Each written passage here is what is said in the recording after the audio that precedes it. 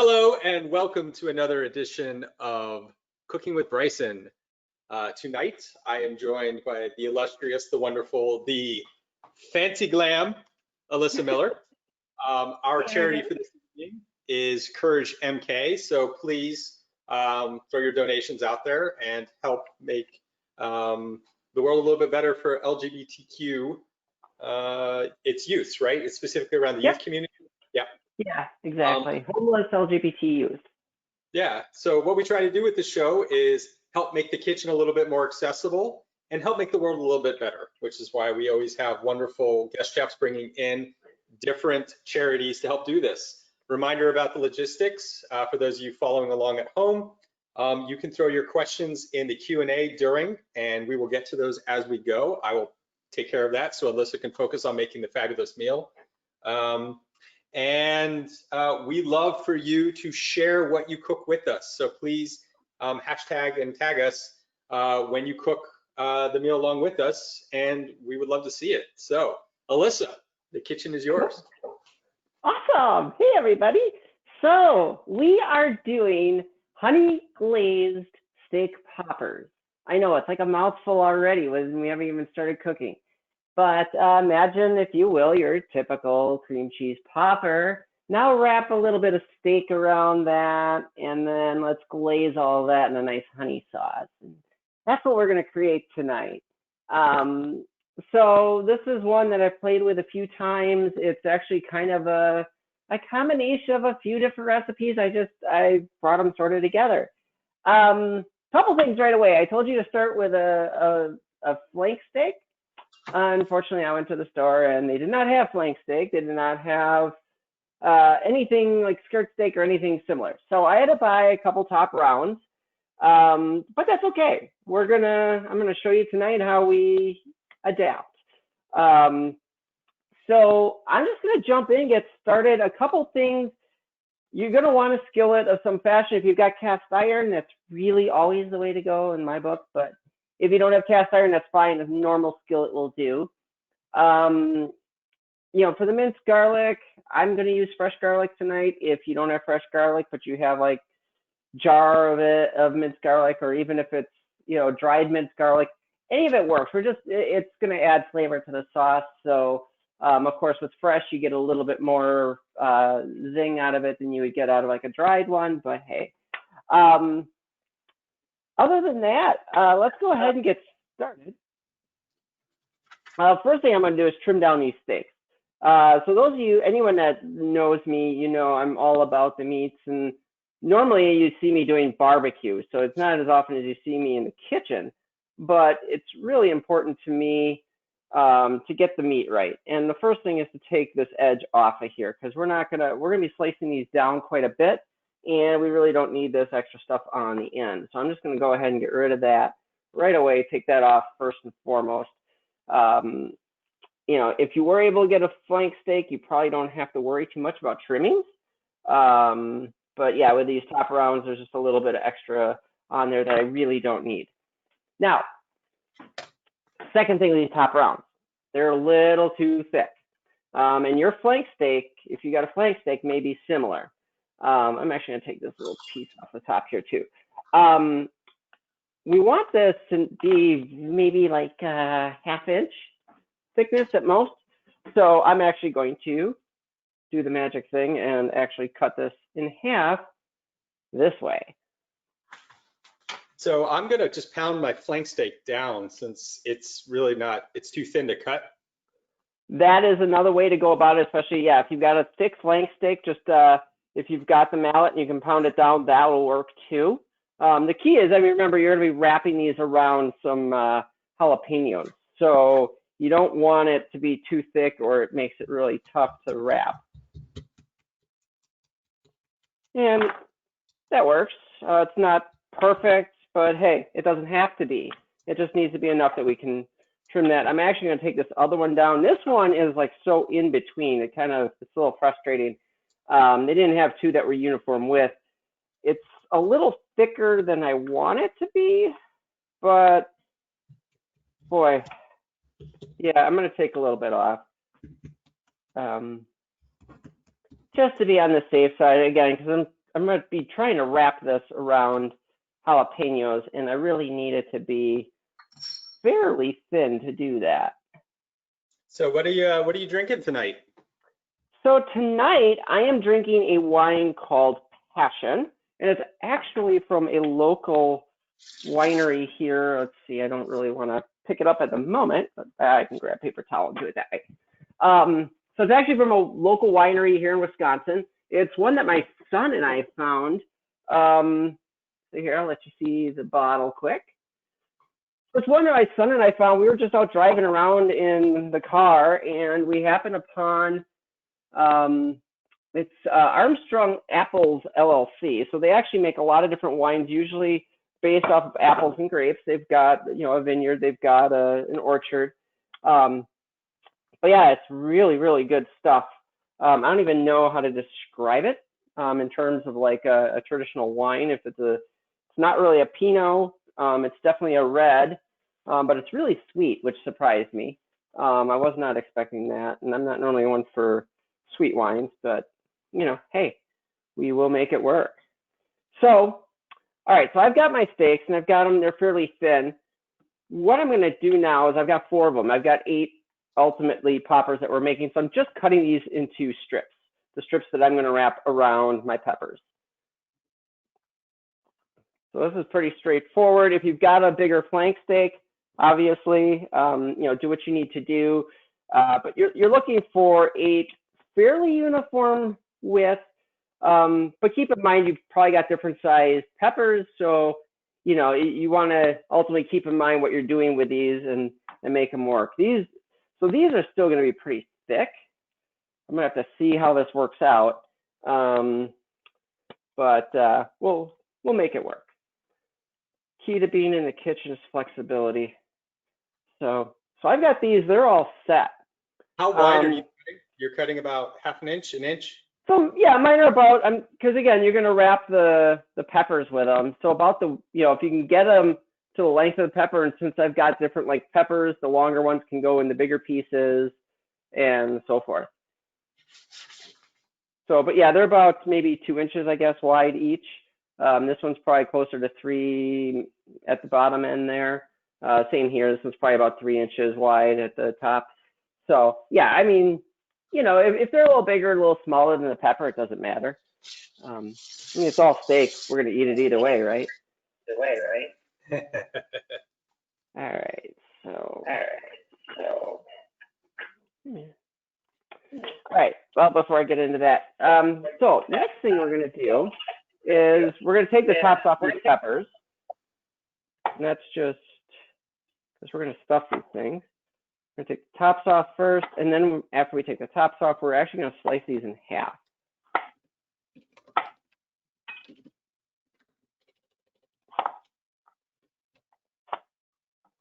Just because to slice them in half makes them a heck of a lot easier to stuff than if we were going to, you know, try to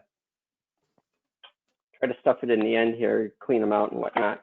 So I had to make a minor departure on this one. My daughter does not like spicy food, so okay. I'm using regular bell peppers. So I'm going to cut up slices of bell peppers and wrap that around.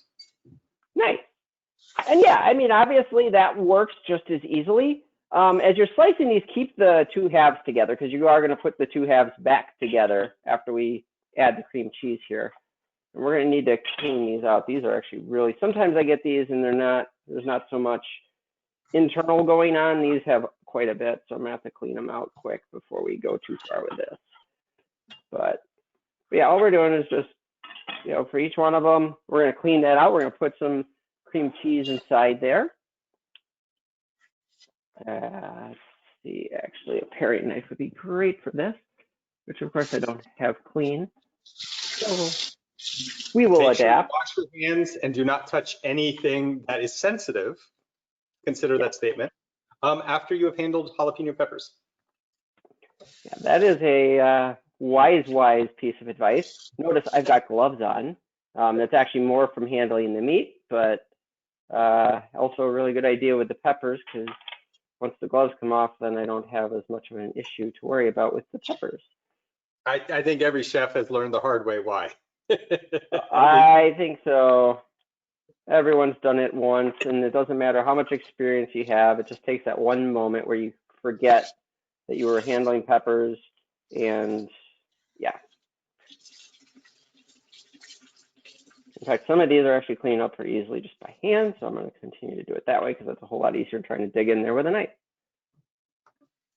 I like to leave some of the seeds in. Again, if you're one of those that isn't into too hot, you might want to take the seeds out. The seeds tend to be kind of the store of a lot of the capsaicin, so that's where your spiciness comes from. So you can always take more seed out if you would prefer. I don't mind leaving some in because, well, I kind of like the spice.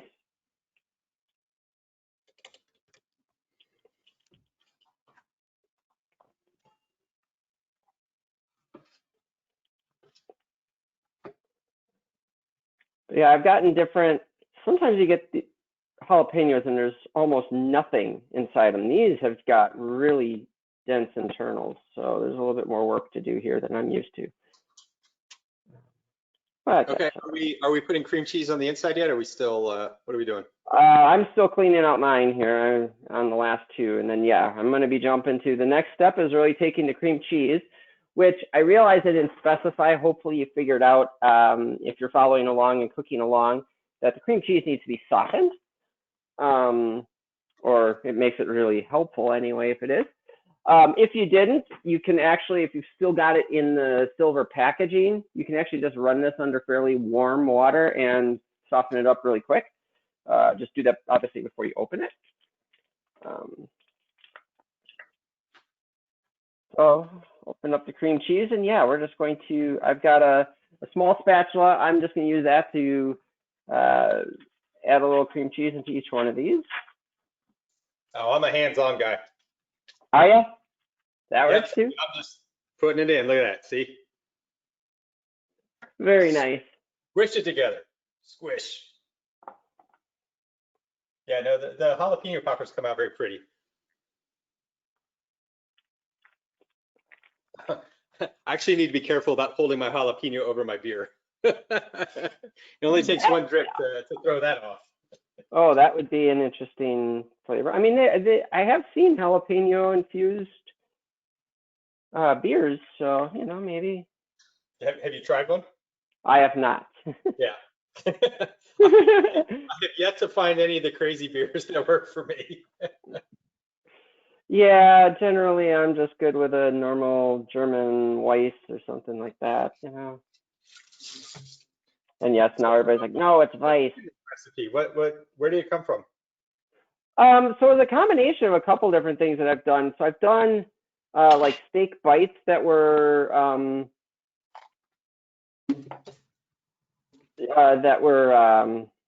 yeah, in a honey glaze like this. I've done I've done poppers wrapped with different meats. And so I was one time figuring I wanted to do something a little different. And so I figured, well, what if I did just combine these couple things? And I mean, I'll tell you, in fact, I was actually just tweeting with somebody about this on Twitter today, how common it is that I find some of my favorite recipes just by weird experimentation like that. There was somebody today who took like some weird panini, like broccoli panini thing, and they put blueberries in it and ate it for breakfast. It sounds weird, but that's one of those things where it's just like, it sounds so weird, I could almost see why it would work. Broccoli? I'm not telling you to try it.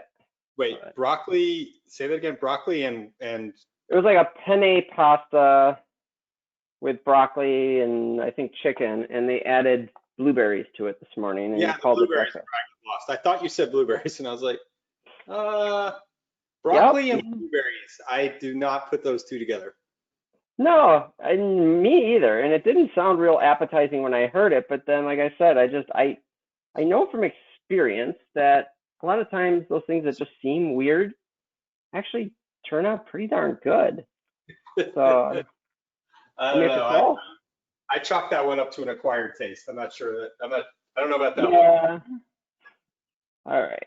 So finishing up, we've got all of my, and I've made this quite messy, and that is totally okay because this is just going to be wrapped inside the steaks anyway. So what point did you start getting really into cooking? You know, I've kind of off and on most of my life, but honestly, COVID has really opened me up to a lot. I used to be more just grilling and things like that. I did some cooking. Like I said, off and on, I would have moments where I'd get really interested in really experimentation heavy. But yeah, COVID has opened up a whole new world. I've gotten more into baking now than I ever used to be. I never used to bake. I always hated baking because I was awful at it. You know, cooking is one of those things. Cooking has, you know, very loose tolerances. You can experiment with different ingredients. Things don't, in most cases, when you're just cooking something, it doesn't have to have perfect proportions. Baking, on the other hand, you can royally screw something up if you put in a quarter cup too much of flour, or, you know, there's just so many things there that get a little more, you know, the tolerances are a lot tighter. So, all right. So at this point, we've got all the peppers are stuffed, and we're now going to start wrapping these with the meat. If you've got toothpicks, they help incredibly. You don't have to use toothpicks, however. You can just roll them and then kind of, you know, use gravity to hold them, and usually it does a pretty good job. I like to do the toothpick just because it gives me a little more assurance. I do not have a toothpick, so we will see how this comes out. Yeah, like I said, when you lay them on top of the meat, the hardest part is when we get them in the pan and cooking. But even then, they'll usually hold together pretty easily once you just cook them that seam side down first. And generally, that kind of almost seems to fuse them together a little bit. So I'm going to try this with twine. That would work too.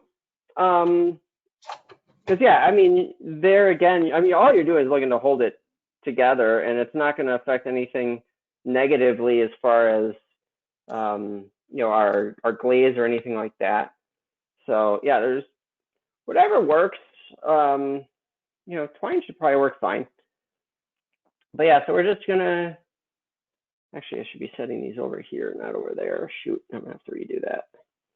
I'm gonna have to wash something here because I was foolish and I would rather not get sick. For those who weren't paying attention, I put the meat on the same cutting board where I've been cutting the peppers, which is also where I plan to cut other ingredients that won't necessarily come up to a full temperature to kill bacteria. So we're gonna have to wash that off quick.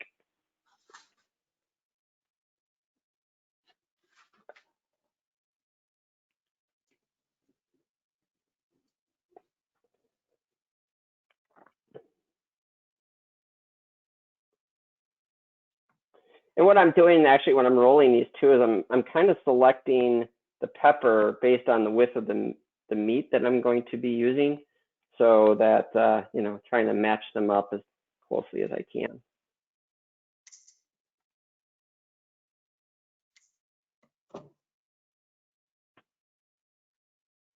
So with the tie? What's that? No, I was showing how it comes out with the tie. Oh, so okay.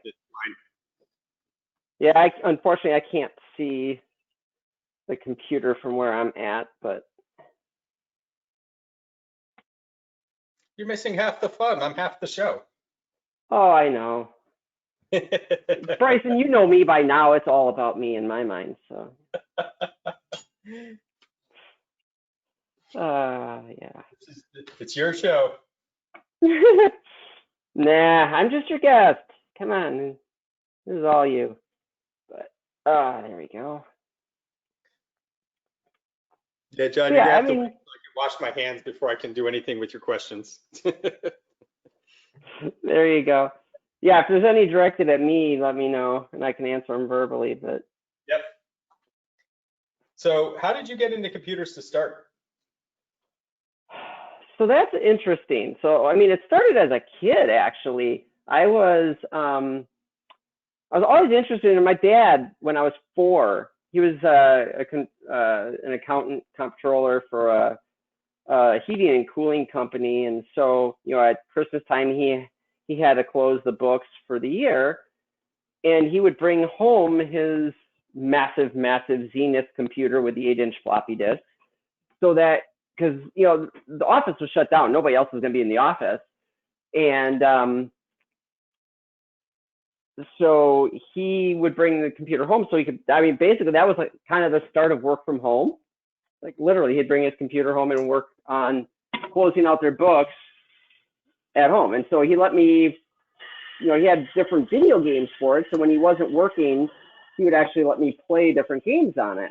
And that kind of got me started. And then when I was a kid, there was a show on TV called Mr. Wizard, and he got into a lot of computers. And so I kind of always wanted one. We did some stuff at school with computers, but so I got interested in, but then at the age of 12, I saved up and bought myself my own computer, which, I mean, we're talking late 80s, early 90s here. Most people did not have a computer in their house. Pardon me? I'm sorry. I'm getting a little weird feedback, I guess. So yeah, most people did not have computers in their homes. And so this was kind of unique. A 12-year-old kid goes out and buys their own computer. And yeah, it kind of took off from there. I taught myself how to program in BASIC. I did some things of questionable legality with a older online service. Here's where I'll date myself really badly. Any of you out there know Prodigy? Yep, I remember Prodigy. So I had my moments where I liked gaming. Let me just leave it at that. But, so you spent all your money on a computer, and you didn't necessarily have the money left over to play the games. So you went and found the games wherever you could. I figured out how to play the games. Yeah. Yep. Yeah, because they had, they had some that were included for free, but then the others you had to, you had to pay extra, or have like a higher level subscription or something to play them. And yeah, I learned all about how to intercept serial communication between the modem and the computer. Got to analyzing some of the communications. Learned a lot about asynchronous communications too. That was kind of fun. But yeah, it was those were good times. But yeah, what's funny is I never even thought of this as a career until, I went to school for pre-med, and then after 3 semesters of college level chemistry, decided I was not doing pre-med and needed a new major. And I thought they had computer science. I said, well, I didn't know how to program anyway. I might as well get into that. And so became a developer, and then ultimately found my way to security from there.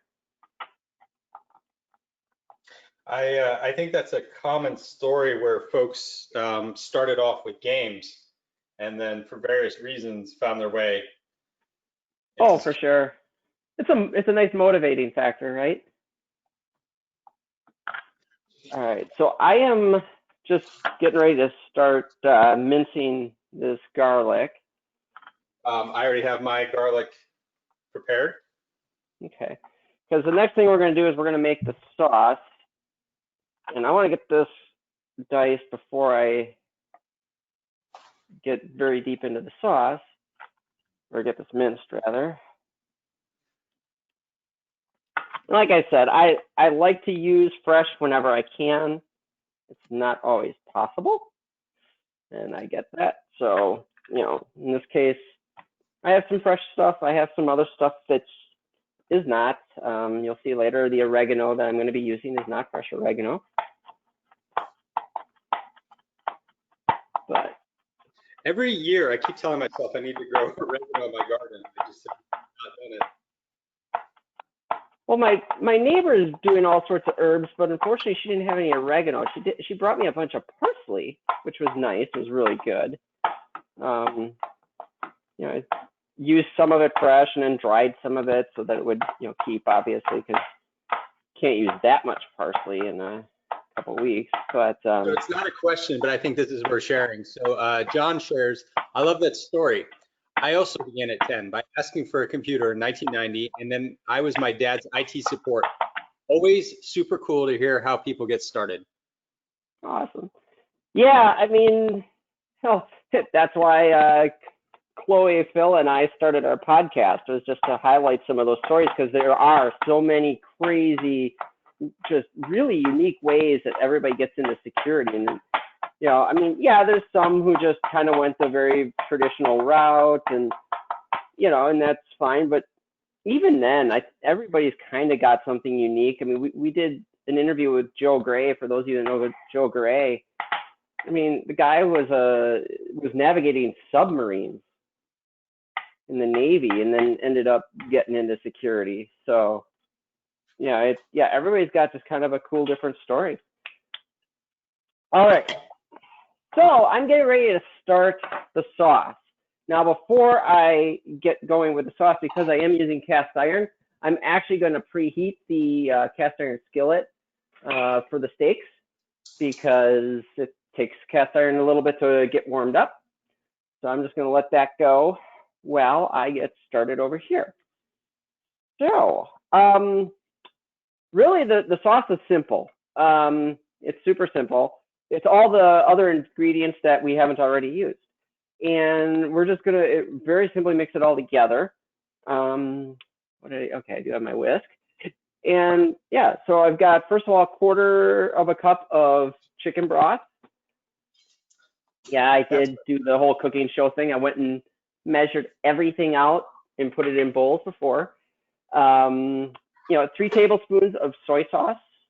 I choose to use a sodium-free simply because we're already, putting a lot of other sodium in here, especially with the chicken broth. Apple cider vinegar. Now this is one, you could use regular white vinegar as well if you don't have apple cider vinegar. I've used both. I do a lot of stuff with apple cider vinegar, so I tend to have more of it around anyway, and it just gives it a little extra something. I like that combination of the sweet and the kind of tartness of vinegar. So we just add that. And then finally, we've got the 1 tablespoon of sesame seed oil, which we'll add in there as well. So we've got our wet ingredients. On the dry side, a paprika. So I'm doing a teaspoon of a smoked paprika. Again, I kind of like this because I like to get some of the barbecue flavor. I'm not going to be throwing anything on the grill tonight. It's going to a cast iron. So the smoky flavor is kind of a nice thing. So I like to get that.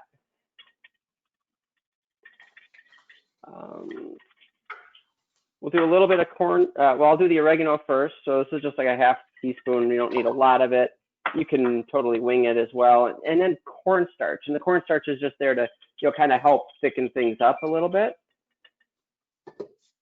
Especially as we cook this down in the pan. And the important thing to remember here is this is just a glaze.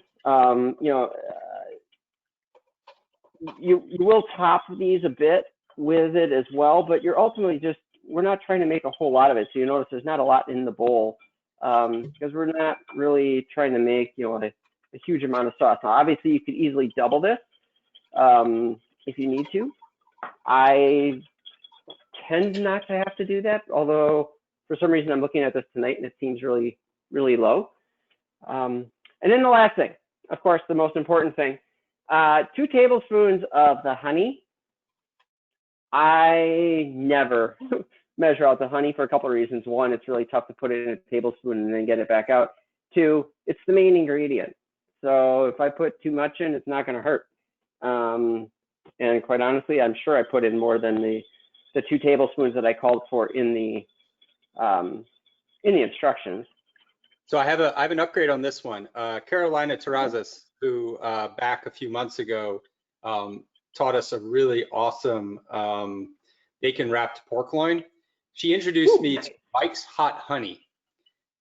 And so Mike's that's the Hot Honey. Yeah, it's infused honey, and it really like the chili doesn't like overdo it. When you cook it, it like really like brings like a whole other level of flavor. So just something that Oh, interesting. it's fantastic. I like that. So then the last things then, we've got the garlic. And we will amp it up with a little more sodium. We'll add some sea salt. Again, I fortunately have a grinder and can actually grind some fresh sea salt. And then a little bit of pepper. This is all just a taste. I mean, I put I think I put a teaspoon of each on there.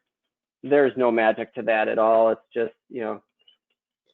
Hey, Alyssa, trick question. How much garlic is too much garlic? There is no such thing as too much garlic. In fact, it's, I believe, an oxymoron. Oh God, I am all about the garlic. So, yeah, there's that. Now I'm realizing I need another utensil here, and we need a plate. So one of the things that's interesting with this dinner, or with this this dish as well, normally I would serve this just as like hors d'oeuvres or maybe a side dish or something. But you can also turn this into a dinner. And so for tonight, that's actually what I'm doing, because the timing works out great. It's, you know, what, 6:30 here in the central time zone. My son should be home from work soon. My other son's downstairs with his girlfriend. So to turn this into a meal, I'm just simply going to put it on a bed of rice when we're all done. So I've actually got the rice in the rice cooker, just keeping it warm over there, hopefully. But yeah, you know, really simply, you could throw it over some pasta, add some veggies to that if you wanted to as well. And you can turn this into really a whole meal, which is what I'm going to do tonight. So I'm going to bring the camera over. Try to not kill myself. And if a cord can get caught on something, it will get caught on something. All right, I just poured oil into my pan because I figured it's time for that to heat up now. Yep, we are at that point. So you are a wise sir. So yeah, I mean, this is what the 2 tablespoons of vegetable oil is all about. It really doesn't have to be 2 tablespoons. It can be whatever. I've got a pretty large pan here. So now this might be a little too warm because it's already starting to smoke. Now I put all my recipes on GitHub as well. People, again, who follow me kind of know that. In there, I do mention, if you don't have a really large pan, don't crowd the meat. If you need to, do this in batches. I should be able to get all of them on here. But yeah, just a medium heat. And all we're going to do is cook them on all sides. Did you dip them in the glaze first? No, we're not going to glaze them just yet. Okay. And that's, yeah, I know that's kind of a unique thing that you wouldn't expect. I did not expect that. You caught me off guard. I got to say, a little unpredictable, you know? Dear, you always surprise me. I have that effect on people sometimes.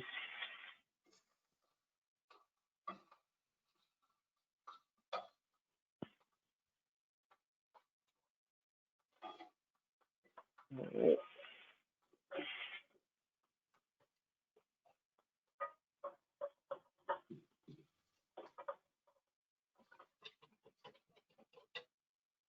So I'm just going to share on camera. This is about the thickness that my glaze came out. That should be fairly thin at this point. So it's still yeah, thin. it looks about right. So with the cornstarch, don't add all the cornstarch. You just sort of work it in until you get to the level that you want. It's kind of like when you make a roux. Just start easy and then add a little bit of flour, add a little flour. Same thing with the cornstarch. Do that so you get to the level of consistency that you want. There you go. I'm a little sloppy about that, I do admit. I just throw it all in there, but has a very, mine has a very like Szechuan kind of smell to it. A little bit, and that, yeah, I think with the sesame in particular, that tends to happen. That might be what it is it's the honey, the spice, and the sesame. Just reminds me of Szechuan. In fact, that would be interesting to try this with like crusted peppercorns and more of like the Szechuan style where they have those really spicy peppers. That would be interesting, yeah.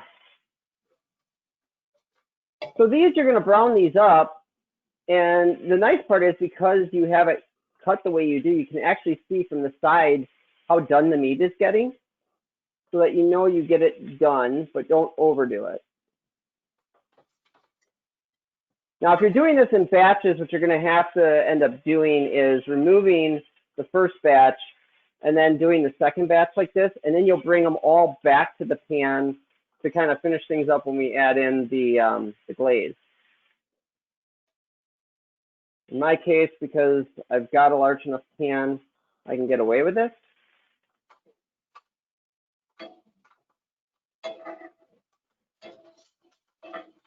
And every so often you get a runaway like that where they pop out on you. Yep, I've already had one jalapeno try to jailbreak. Yeah, they do that, especially because once the meat starts shrinking from the heat, you'll definitely get that.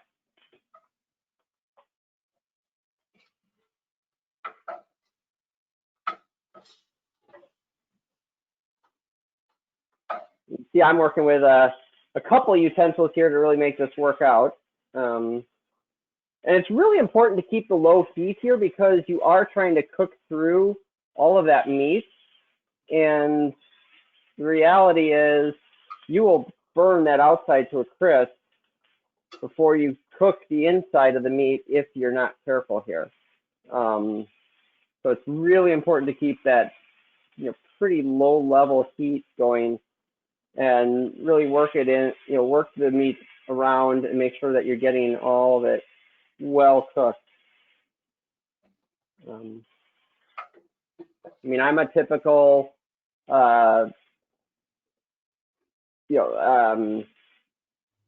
medium rare at most. So, having some pink there is going to be okay, but obviously make sure you get it to a point that it's pink and not uncooked. Always get to safe levels and don't sue us. Yeah, always cook. The disclaimer would be anything less than 160 and you're on your own, but I will never tell you to cook a steak to 160 degrees. I have strong opinions about what that does to a steak. What temperature was that? I said I'll never tell you to cook a steak to 160, which is well done. Absolutely. My target is 129 to 131. That's kind of the ballpark I'm in, maybe 135 if I'm looking for it to be a little more medium than rare. But yeah, the worst thing I ever heard was at a restaurant where somebody ordered a Wagyu steak. Well done. Those people are out there. Yeah, unfortunately they are. And they do really horrible things. And I wonder, why does God give you the ability to do such things? But well, think of it this way. Alyssa, do you have to eat that steak? Thankfully, no. I just had to cry when I saw it brought out. So there you go. It's their choice. They eat what they want. That's fair. That is fair. Everybody's got their own taste, as we covered before. I mean, blueberry and broccoli. So. Broccoli. I'm sorry. Like I'm not on the train for that one. All right. Whoa, that one really is loose in there. Oh, because my peppers are jumping left and right here. Are they? Yeah. I've got a couple that are, just because the toothpick came out a little bit, and that happens. I'm not gonna lie. So now what I'm gonna do is I'm gonna add half of this glaze, pouring it over, maybe even 2/3 of it, and pouring it over the meat. And really what I'm looking for here is, I want to get it on the meat, but I'm also going to get it into the pan.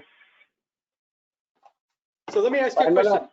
Why don't we marinate the beef beforehand in this? You know, and I thought about that too. And I don't know, it would work. I tend to, usually I think some of it honestly is just because I tend to be doing it like this, where I'm trying to make it all at once. Ooh, that's hot. And so maybe haven't really planned as well in advance. But yeah, there's no reason you couldn't, and I'm sure it would probably infuse a lot of the flavor of the glaze into the meat.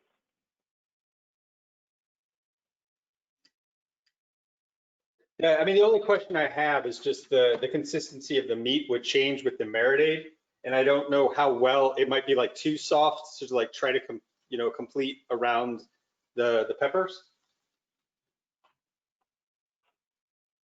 Yeah, I mean, it might, and that's obviously it'd be a little messier at least to do that. So now what I'm gonna do, these peppers are really where I'm done. So I'm taking them off.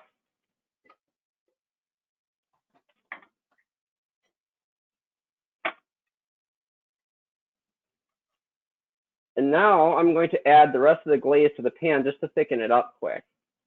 Because then what I'm going to do is I'm going to plate this out.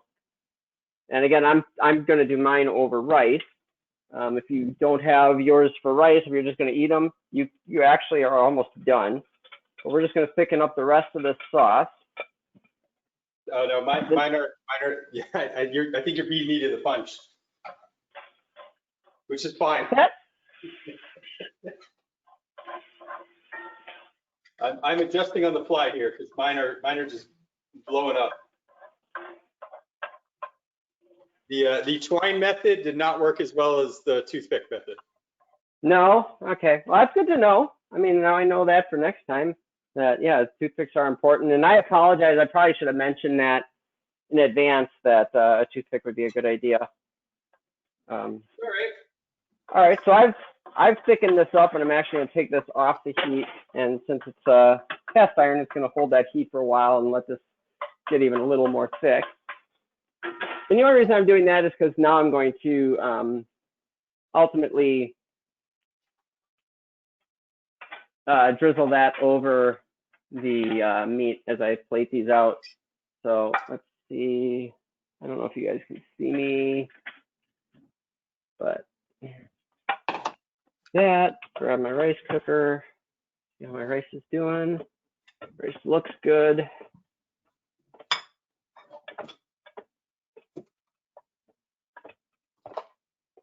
I gotta say, I love these little rice cookers. They are the most handy little boogers around. Now everybody, I guess, has Instapots, which have like as best I can tell, are kind of the same thing. They just have more functions on them or something. But. So yeah, I do not have a rice cooker. I do have an Instapot. And what the Instapot does is it actually seals in, so it's a pressure cooker. So everything cooks a lot faster. So a rice cooker is going to do more like a crock pot, where it's low temperature and everything. The Instapot allows you to seal in, and it's really frustrating because they're like, hey, I cooked your food in 7 minutes, but you have to wait 7 minutes to open it while all the pressure releases. Oh, interesting. Yeah, I mean, I know it's like obviously kind of like the craze right now. Everybody's all about their Instapot recipes, and I'm seeing them, and I'm like, yeah, I'm okay. I finally bought one when they went on sale, and honestly, I miss my crock pot because the crock pot, I didn't have to think about it. I just threw everything together. I waited hours. I was fine.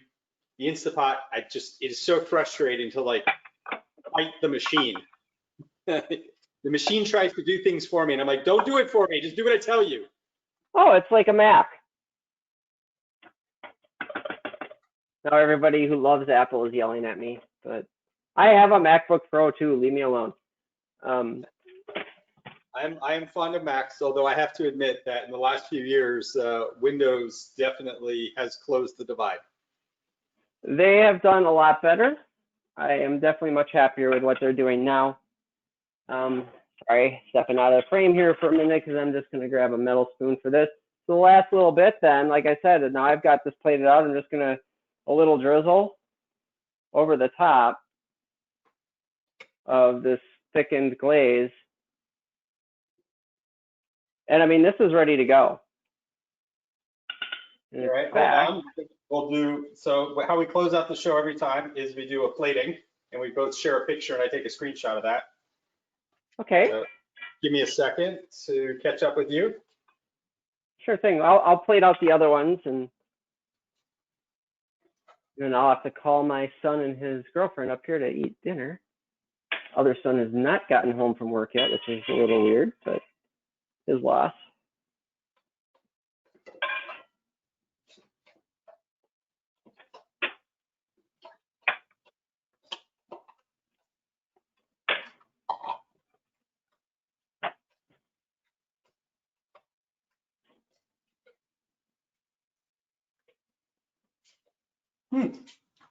Yum. Ooh, it's got a little bit of kick. Oh yeah. All right. You let me know when you're ready. Oh, hold on. I always forget. I gotta fix this part.